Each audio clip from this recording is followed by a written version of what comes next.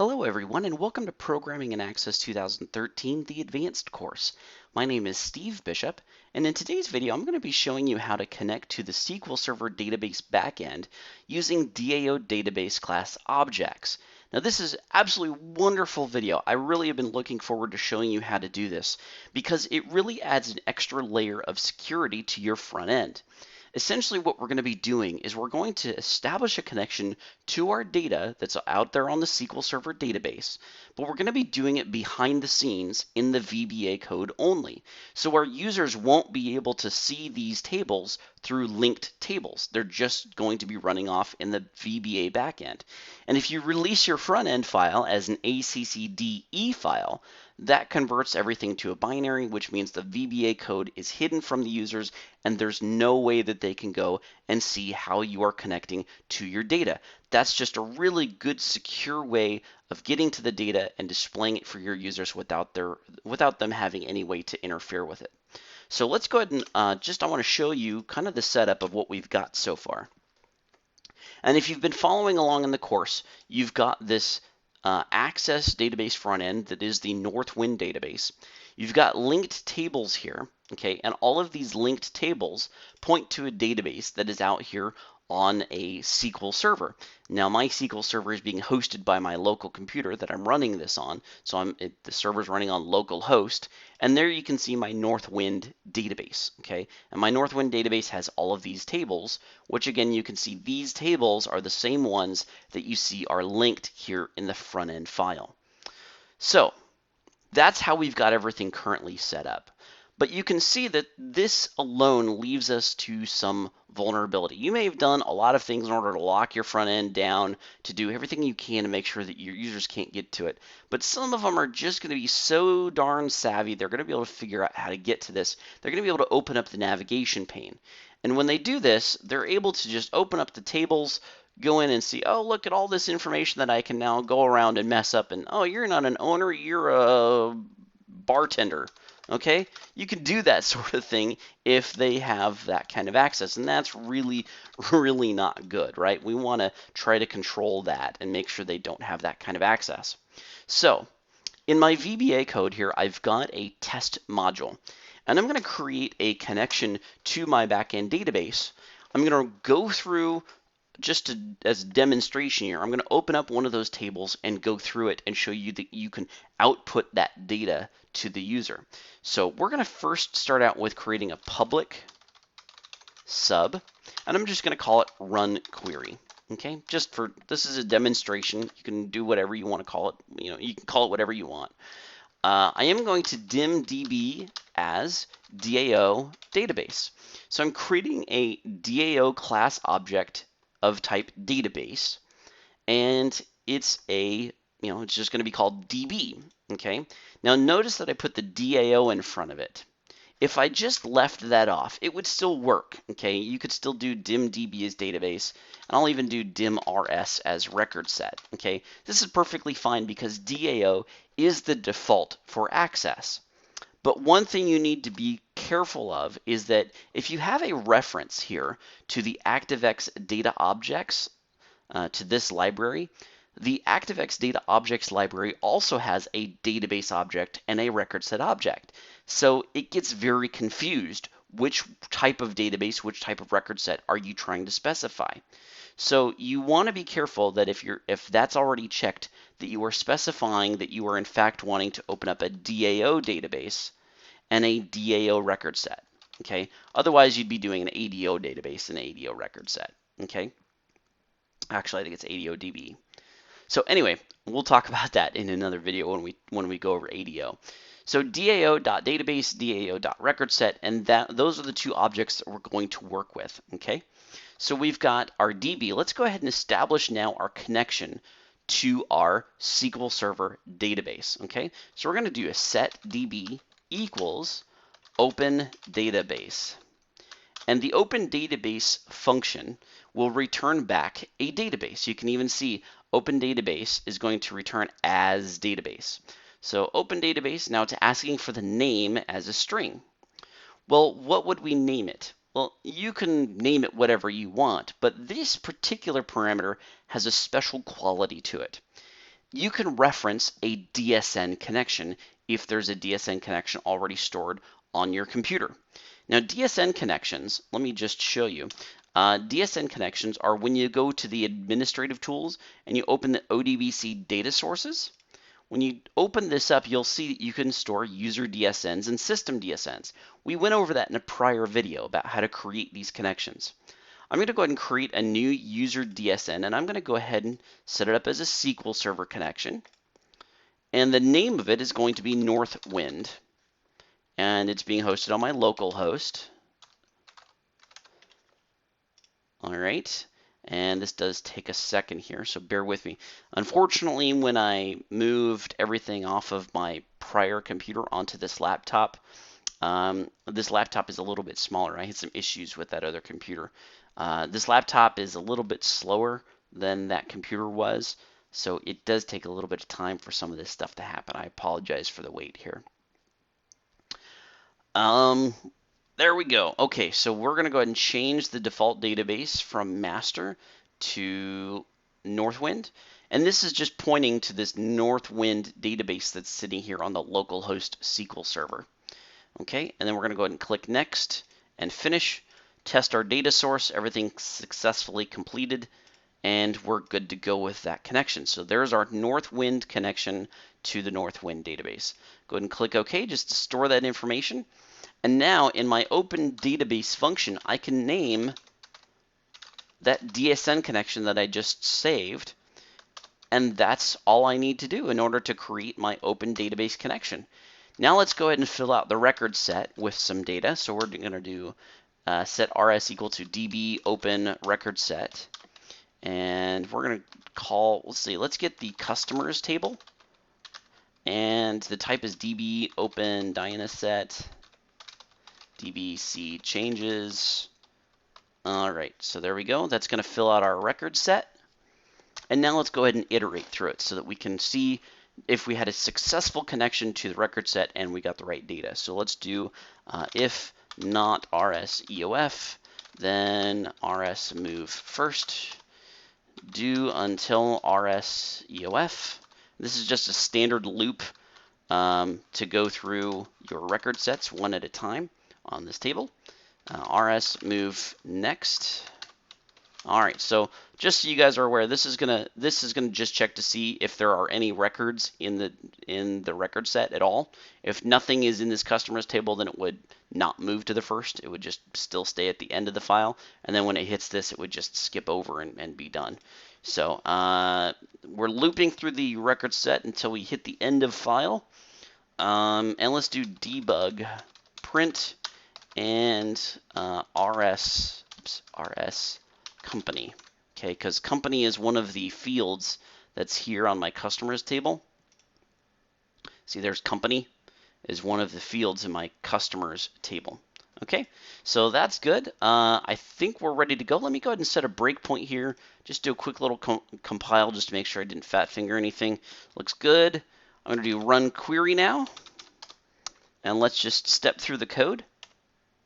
And you can see it successfully went past this set DB step, and it created an open connection to the Northwind DSN connection, using the DSN connection Northwind to establish that connection for that database. And now it fills out the record set, and we're going to go ahead and iterate through the record set, and sure enough, there we go. There's all of the company names that we have in the customers table. All right, so that's really quite amazing that we can just create that DSN connection in our ODBC data sources and just use the name of it right here to open up a connection to the SQL Server. And this essentially has gone through the list of the customers without using at all this link to the customers table. Okay, it doesn't use this at all. It's just all strictly contained in the VBA code. So if I wanted to delete the customers table, it wouldn't affect this code running here at all. Now, of course, it would affect other things because other things like, other queries and forms are based upon having this table here. Okay, this doesn't substitute. Okay, this ODBC connect or this DB connection, this open database function, does not replace your creation of linked tables, okay, just to make that clear. All this does is it opens up a DB object that you can now work with in your VBA code specifically. But I can use this now. I can fill out forms. I can iterate through forms and give user controls and print out reports and stuff using this looping this looping here. So this is a very secure way to go and get my information, and really the user doesn't have any way of getting to the database. They wouldn't really have any knowledge of how we're connecting to the data source. Okay, so there's how you can use the open database function using a DSN connection. I'm going to show you something else that's really, really nifty. And if you have a bit more of a savvy user that you're targeting, savvy user audience, you can actually use this open database function in another very unique way. You can actually go ahead and use, you can prompt them to select which DSN connection you want them to connect to. And the way you do that is at the very last part here where you have the connect parameter as part of the open database function, you can just type in ODBC with the semicolon, put that in parentheses, and the false, let me just show you real quick here. I'm going to hit F1 to open up the help on the open database function. You'll see that false just basically, those two parameters are referring to your read only. Are you reading the database? Are you doing the database in read only mode? If you want to write back to it, you obviously want it to be false. So here we go. So like read only, which is the third parameter. True if you want to open the database in read only. The options parameter is actually down here in the remarks. It opens the database in exclusive mode, or by default it opens the database in shared mode. And of course that means if you open it in exclusive mode, only you have access to it and other people can't use it. So that's generally not what you want to do. So I'm just going to pass in false because I want this to be not just read only. I want to be able to enter data also. And I also want it to be in shared mode so other people can access it. But this is the important part here, this fourth parameter, this ODBC in parentheses. It's what's really, really cool. Let me go ahead and save that, compile it, just make sure I didn't screw up anything. Now let's do run query. And as we step through, now when it gets to this step here where it wants to open up the database, you'll see that it gives me an opportunity to select my own data source. So I can either select a DSN, I can either type in a DSN name, or I can select from the machine data sources here, and there's that Northwind DSN that we created back here in the ODBC data sources, right? So it's there. You can even click on the new button to create a new connection to a database source. So that's really cool. You can actually prompt the user to select which DSN they want to connect to. And maybe sometimes you have multiple, maybe you've got a development version you want to connect to this time, or maybe another time, or maybe they have multiple companies that one person needs to have access to. Okay, especially for accountants and bookkeepers. They may have multiple databases that they need to connect to for different companies for different reasons. So prompting them for which data source they want to connect to can be very useful. Not only that, you can also set up as a DSN connection here in the ODBC data sources. You can create a new connection to an access file. So if you have an access database file as your backend, you can create a DSN connection here and then just prompt them right here in this window here for which one of the access databases, which DSN source that they want to connect to, and that can be an access database backend. So that's very, very handy, I think, for some people. I personally have never run into a scenario where that really made a whole heck of a lot of sense, but I can certainly see where you might have a usefulness for that, okay? And I would also suggest if you're going to do that, if you're going to use, if you're going to use this syntax here with the ODBC in parentheses all by itself, that you probably want to actually do that as some sort of global variable. Set this somewhere, up as a set this DB up as some sort of global variable, right? So that way, when it gets created, when it gets set up, you can use this DB in any of your other modules, and you don't have to prompt them again for the database connection. You don't only want them to be prompted when they log in, for example. Okay, so hopefully you guys followed along with what I'm saying there. Let me just get back to where we go. There we go. Okay, so let's go ahead and finish out this. Let's establish that connection here. So let me just skip through here. Now I'm going to go ahead and select that Northwind DSN connection and click OK, and you can see it advanced on to the next section. So now we're connecting to our customers table and iterating through our record set, and there we go. So that's pretty cool that I can use that, that prompt in order to select which DSN connection I want. All right, so there's that. Now, what about if you don't want your users to be prompted for it, and you don't want to set up the DSN connection as an ODBC in this, ODBC data sources? What if you don't want to have to store it in there? Because that's a lot of work, going back and forth to all the different computers and making sure every single one of them has this ODBC data source that's a stored DSN, and it's named exactly the one that we had before, Northwind. Okay, that's kind of a bit, that can be an overwhelming task if you have hundreds of people that you're distributing this to. So instead, what we're going to do is we're going to use kind of a nifty little trick here. Let me just change this from Northwind. And I'm going to just leave that blank, so we're not going to name the database. We're going to use what's already listed here in one of our linked tables. I'm just going to use this, okay? I have a string. You can see when I hover my mouse over here, we get the ODBC driver equals SQL Server, server equals localhost, trusted connection equals yes. So we've got a linked table that already has the ODBC connection string in it. Okay, it already exists, and we can use that here in that final parameter, the connect parameter, as from our open database function. We can fill that connect parameter with this string that already exists on this linked table. Okay, so let's go ahead and do that. It's pretty simple. You may have already figured out how to do this. I'm just going to do current db table defs, and I'm going to select the customers table def. You could select whichever table already has that link to it. And now I'm just going to use the connect property.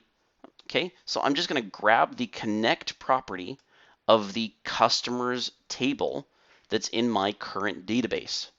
And there we go. That's going to actually establish a database connection to the same database that this customers link table is going to. So let's go ahead and save that and debug it. Sure enough, it looks like it's going to work. Let me go ahead and delete everything there so we have a clean immediate window. And let's run query. Step through the code here. Sure enough, it went past that step, so everything looks like it worked just fine. Let's just go ahead and iterate through the record set. And there we go. So we have our companies again, just like we would expect. So that's just one quick little way to kind of cheat and get that connection string. And it also does make it a little bit nice, because if you wanted to, you could just have this one table in here, maybe a table that points to absolutely nothing on your database, and you're not worried at all about the what's in that one particular customer's file. So we just make up some strange table here in the tables that doesn't have any data in it whatsoever. It just has maybe like one column to it, and then you create a link. A link to that table that doesn't have anything in it, and then you just use that connection string to fill out your request to open up that database. It's just kind of a, I don't know, it's a gimmicky way. It's kind of a band-aid, but it does make it very simple, because now all you have to do if you ever wanted to switch back and forth between other databases is just go in here to the link table manager and change the link, the DSN connection that you have to that table. Okay, so that's just one other way you could do it. Now the last way that I want to show you, which uses no DSN connection whatsoever. Okay, it doesn't use these stored ODBC data sources at all, period. Okay, the way you do that is you actually have to specify this connection string exactly. So you can see the ODBC driver equals SQL Server, server equals localhost, trusted connection equals yes. yada, yada, yada. You can see all of that here up on your screen.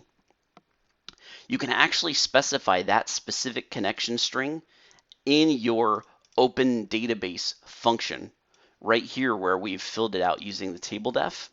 So I'm just going to go ahead and delete what's there right now, and it's going to prompt me. Yeah, I know. Okay, I'm just going to go ahead and create a con string. I'm just going to call it string. I'm going to call it con, but it's just a string.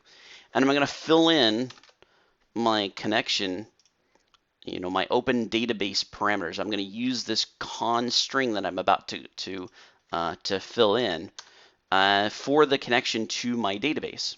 Okay, so con is now going to need to equal that connection string that we have right here that pops up when I hover the mouse. Now, you're probably wondering, well, gosh, that's a pretty complicated string. How do I know what it is that I'm connecting to? Where can I find some information on what I need to have in this connection string? Well, I'm going to show you there's actually a very valuable website called www.connectionstrings.com. And in here, you can see that there is a full list of well, I shouldn't say all, but a whole bunch of different connection types that you might need to connect to. We've got everything from Access itself to FoxPro to OData to MySQL to Azure, and here we can see SQL Server. I'm just going to go ahead and click on the SQL Server link, and this takes me to, by default, the .NET Framework data provider for SQL Server, which is a pretty generic connection that you can use. You could just do server, database, trusted connection, and it's pretty straightforward. But I do prefer using the ODBC database connections because Access is not a .NET Framework application. Instead, it should be using the ODBC drivers, the OLE or the OLEDB providers. Either one of these two will work, but I highly recommend you stick with the ODBC drivers. The OLEDB providers are being discontinued. The ODBC drivers are what replace them. So let's just go ahead and click on the ODBC driver here for the native client. And here you can see we have different types of connections.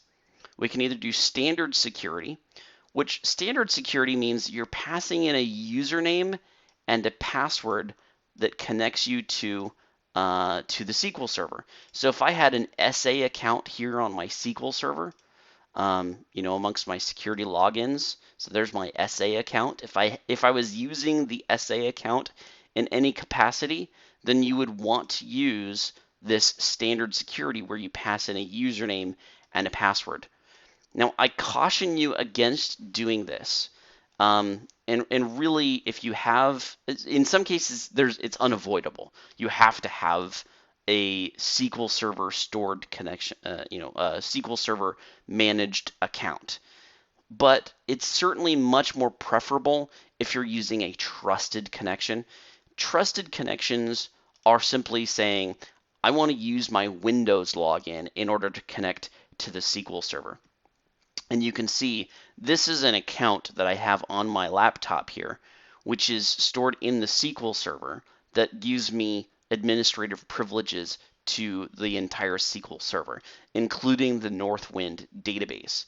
So the trusted connection is just going to use the login for when I log into Windows and uses those credentials that I logged into Windows with in order to try to connect to my SQL Server. And this means, from a perspective of security, that I can really be very focused on who's logging into the computer is the one that has access to that database backend. If you program in the username and password, oops, wrong screen. If you program in the username and password into your connection string, then anybody who you give this database to, whoever manages to get this database from you or from someone else, now is going to have the username and password that grants them the access to the database. And that's especially true if you leave your VBA code visible. Then that means, if somebody is smart enough to look at the VBA code and lo and behold, you leave that username and password in your VBA code, they now have the username and login credentials to get to your SQL Server, and then they can open up the tables, and that's just really bad news. So that's just a word of caution. Again, sometimes it's just unavoidable. And in those cases where it is unavoidable, I really recommend that you only distribute an ACCDE file of your Access database front end. Okay, so all of that said, all the cautionary stuff out of the way, I'm going to go ahead and use the trusted connection string. I'm just going to go ahead and copy it right off of the website here and paste it in here as my connection string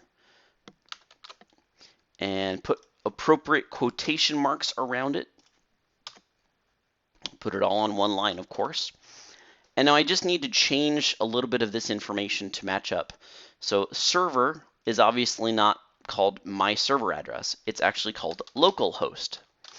And that pertains to where I am hosting my SQL server, right? Which is my laptop. I could also use, since the name of my computer is called Steve's laptop or Steve's LT, then this would work just as fine for my server. And if it was some computer out on the network, then, you know, say like